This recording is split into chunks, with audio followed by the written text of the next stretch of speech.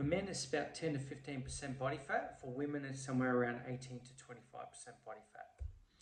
So what is the reason for these body fat ranges? Well, number one, insulin sensitivity is very good in these fat ranges. Okay, in other words, carbohydrates are used much more efficiently for energy and stored more likely as muscle glycogen instead of being potentially stored as fat. Body fat is high enough to maintain your hormones such as testosterone, estrogen, and leptin to support muscle growth and recovery.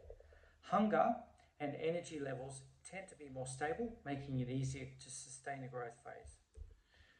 So why not have a lower body fat level? Okay, so if you're more insulin sensitive at a lower body fat level, why not sustain a lower body fat level? Okay, generally it comes down to hormonal downregulation. So generally in men, it's lower testosterone. Generally in women, it's lower estrogen. And for both, it's thyroid and leptin. So in other words, when you try to keep your food too low, you do actually get a much lower sort of metabolism, and you also have problems with testosterone and estrogen.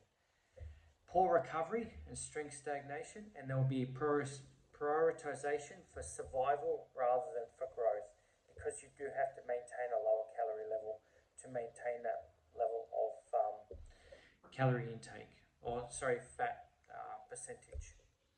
So why not bulk to higher body fat? Well, for men, greater than 18 to 20%, and for women, greater than 28 to 30%. Reduced insulin sensitivity and carbs are more likely to store as body fat.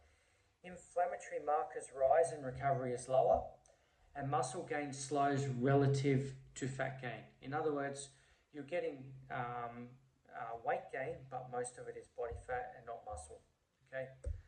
So carbohydrate inefficiency and muscle gain.